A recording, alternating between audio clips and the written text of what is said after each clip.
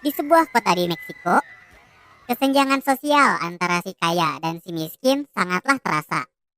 Seperti ketika orang-orang dari kalangan bawah melakukan demo dan pemberontakan, orang-orang kaya malah melakukan pesta pernikahan. Hari itu adalah hari pernikahan putri keluarga Benghar yang bernama Mariane. Hari pernikahan itu membuat dirinya serasa jadi orang paling bahagia sedunia. Beberapa tamu memberikan hadiah pernikahan kepada Maria. Padahal bagi dirinya, kehadiran mereka pun sudah cukup. Ia sendiri berasal dari keluarga berada dan bisa dibilang punya kekuasaan. Jadi nggak heran kalau ada yang berbuat baik kepadanya. Berbeda dengan Maria, ibunya malah senang ketika ada yang memberi putrinya banyak hadiah. Sikap ibunya yang seperti itulah yang membuat Maria kesal kepadanya. Orang-orang kaya sebenarnya sadar kalau golongan bawah melakukan pemberontakan. Contohnya seperti saluran air yang berubah menjadi hijau, atau salah satu tamu undangan datang dengan keadaan berlumuran cat hijau. Tapi ibunya Maria dan para undangan tidak menganggap hal itu penting dan terus melanjutkan pesta pernikahan. Tamu undangan semakin memenuhi pestanya Maria. Mulai dari public figure sampai orang pemerintahan meluangkan waktu mereka untuk memberikan selamat kepada Maria. Atau sekadar mempererat koneksi masing-masing. Di tengah meriahnya pesta, sang ibu kedatangan tamu tadi undang, yaitu mantan pelayan di rumahnya bernama Rolando yang pernah mengabdi selama belasan tahun. Tujuannya datang ke sini adalah demi kesembuhan istrinya. Awalnya, sang istri dirawat di rumah sakit pemerintah, tetapi ia dipaksa keluar karena unjuk rasa dan pemberontakan yang dilakukan oleh orang-orang. Terpaksa Rolando harus pergi ke rumah sakit swasta. Ditambah lagi sang istri juga harus segera melakukan operasi jantung yang biayanya sekitar 50 juta rupiah. Nominal yang sangat besar bagi pensiunan seperti Rolando. Mendengar cerita itu, kata-kata pertama yang ibunya Maria lontarkan adalah Rolando datang di saat yang tidak tepat. Sang ibu menganggap kehadirannya membuat pesta menjadi suram. Meski begitu, dengan sedikit rasa iba dan terpaksa, si ibu mengumpulkan beberapa uang dari anggota keluarga untuk membantu Rolando. Uang yang diberikan gak sampai seperempatnya. Setelah itu si ibu langsung ngaleos karena tidak ingin diganggu lagi. Namun dari kejauhan, Rolando melihat Maria yang menyapa tamu di bagian depan. Langsung saja ia memberikan selamat kepada dirinya. Maria pun merasa terharu dengan kedatangan orang yang pernah mengasuhnya ini. Maria lalu menanyakan di mana istrinya Rolando. Pertanyaan ini membuat Maria tahu kalau istrinya Rolando sedang kritis. Begitu juga dengan kedatangannya ke sini untuk meminjam uang. Berbeda dengan si ibu yang judes, Maria langsung berkata akan membantunya. Ia meminta pada sang kakak untuk membantu Rolando. Memang si kakak juga memberikan uang, tapi masih belum cukup untuk biaya pengobatan. Maria lalu meminta bantuan dari ayah dan suaminya, namun usahanya juga nihil. Mereka tidak tergerak untuk membantu mantan pelayan yang pernah mengabdi lama itu. Maria lalu mengambil kartu kredit miliknya dan kembali ke tempat Rolando menunggu, tetapi ia sudah menghilang. Kata kepala security, Rolando sudah kembali ke rumahnya. Masih bertekad untuk membantu Rolando, Maria mengajak pelayan bernama Christian yang merupakan cucunya Rolando untuk mengantar dirinya. Maria yang sejatinya bintang acara di pesta pernikahan itu tanpa ragu pergi untuk menyusul Rolando. Tak lama setelah Maria pergi, tamu-tamu penting semakin bertambah. Si ibu pun sadar kalau dari tadi ia tidak melihat putrinya. Si ibu kemudian meminta pelayan yang merupakan ibunya Chris untuk mencari Maria. Ia mencari sampai ke penjuru rumah, namun Maria tidak dapat ditemukan. Dari kepala security lagi, ibunya Chris akhirnya mengetahui kalau Maria dan anaknya pergi meninggalkan pesta. Ia pun menelepon mereka agar segera kembali. Tapi Maria kekeh untuk pergi ke rumahnya Rolando. Telepon itu pun harus ditutup karena ada razia dan pemblokiran jalan yang dilakukan oleh militer. Jalan besar rupanya ditutup karena terjadi unjuk rasa yang anarkis. Mereka pun harus memutar lewat jalan lain. Namun baru juga beberapa belokan mereka lewati, Maria dan Chris terperangkap dalam unjuk rasa yang anarkis. Keadaan di sana sangat ricuh. Selain banyak yang menghalangi jalan, penjarahan juga merupakan pemandangan yang umum. Kericuhan rupanya tidak hanya terjadi di jalanan saja. Pesta pernikahannya Maria juga kedatangan tamu yang tak mereka harapkan, yaitu para pemberontak yang menyebabkan unjuk rasa karena kesenjangan sosial. Dengan angkuhnya, ayahnya Maria memanggil kepala security untuk mengusir mereka. Tetapi ada satu hal yang si ayah tidak ketahui. Yang mengizinkan para pemberontak masuk adalah si kepala security. Dirinya yang sama-sama berasal dari golongan bawah juga sama muaknya dengan para pemberontak, sehingga mereka berkomplot.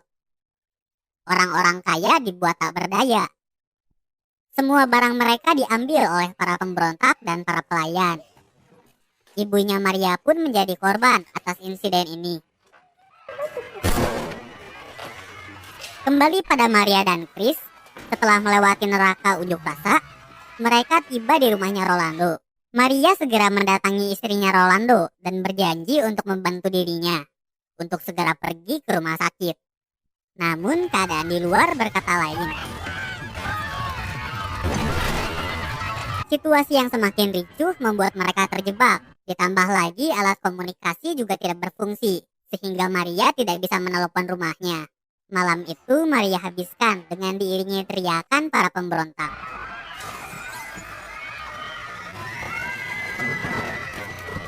Keesokan harinya, unjuk rasa sudah mulai terkendali. Korban penyerangan di pesta pernikahan Maria juga mulai dievakuasi.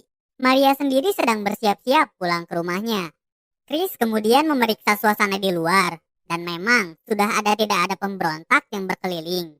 Yang ia temui adalah tentara militer yang sedang melakukan patroli.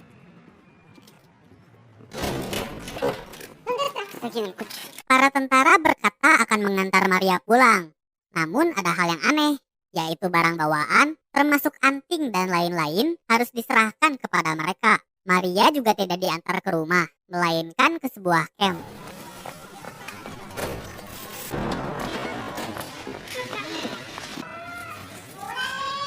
Rupanya ia diculik dan dijadikan sandera oleh oknum militer. Para sandera di sana adalah orang kaya yang menjadi korban pemberontakan kemarin.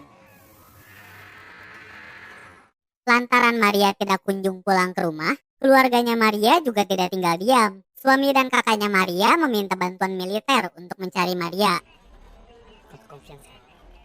Ayahnya yang selamat dari tembakan kemarin juga akan menyerahkan segalanya asalkan putrinya bisa kembali dengan selamat. Sementara itu, kehidupan di rumah Rolando juga sama buruknya. Meski ia memiliki kartu kredit Maria untuk membawa istrinya ke rumah sakit, Rolando tidak diperbolehkan lewat oleh militer. Meskipun ia berulang kali memohon, bahkan berdebat pun, itu tidak ada gunanya. Ketika malam hari tiba, Rolando kembali mencoba nego dengan militer yang berjaga.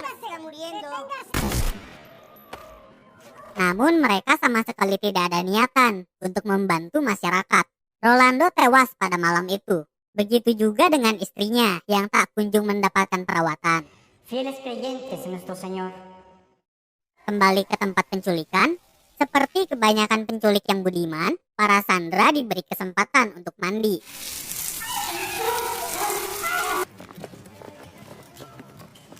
Dan mereka disuruh berakting di depan kamera untuk membuat video penculikan.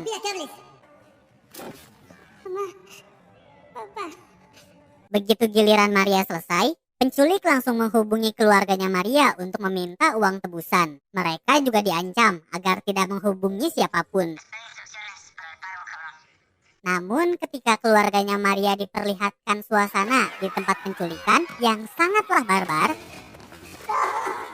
akhirnya mereka kembali meminta pertolongan militer. Kemudian, sebenarnya di dalam internalnya para penculik, beberapa perselisihan juga sering terjadi, khususnya masalah uang tebusan. Oknum tentara yang menculik Maria menganggap uang tebusannya terlalu sedikit. Mereka lalu mendatangi tempat Chris berada dan meminta uang tebusan tambahan. Tenemos secuestrada a Mariana. Lebih tepatnya supaya Chris meminta tebusan tambahan kepada keluarganya Maria. Keesokan harinya, masyarakat yang sudah terdata dan memiliki tanda pengenal yang dikalungkan diperbolehkan keluar rumah serta melakukan aktivitas seperti biasanya. Chris dan ibunya pun kembali bekerja ke rumah Maria. Sayangnya kedatangan Chris ke sini adalah untuk membawa berita tidak menyenangkan. Uang tebusan yang kali ini diminta jumlahnya 10 kali lipat dari uang tebusan semula. Tapi seperti perkataan sang ayah beberapa waktu lalu, ia bersedia membayar berapapun agar putrinya dapat dibebaskan.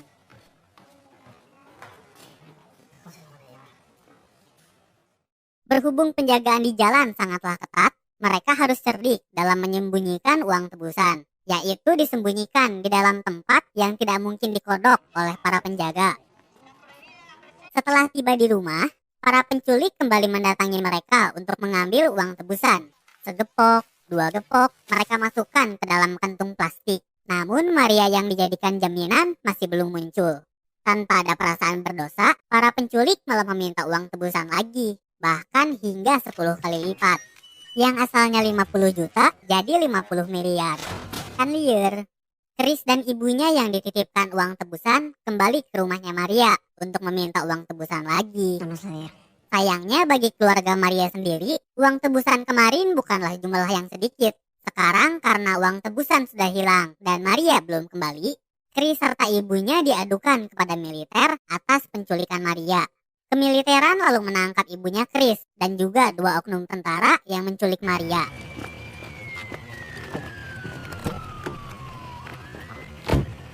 Para oknum penculik ini dihukum mati.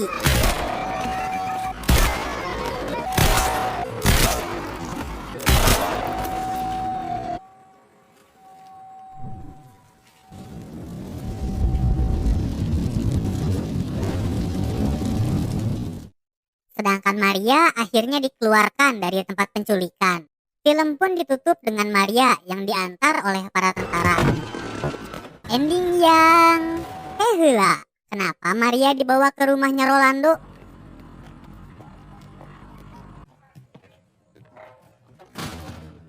Sudah ada Chris yang menunggu di dalam rumah itu. Begitu juga dengan suara tembakan. Chris kemudian dipaksa memegang pistol dan disuruh berpindah. Dengan begitu, ia akan terlihat seperti pelaku penculikan yang menembak mati Maria. Baik golongan atas maupun bawah, rupanya semua dipermainkan oleh militer yang menjadi pemimpin di Orde Baru. Itu sebabnya si jenderal mengetahui 2 oknum penculikan Maria. Mereka lalu dijadikan tumbal agar nama militer tetap baik. Padahal sebenarnya praktik penculikan dan permintaan uang tebusan masih terus terjadi. Film pun diakhiri dengan ibunya Chris yang dijadikan kambing hitam juga oleh militer.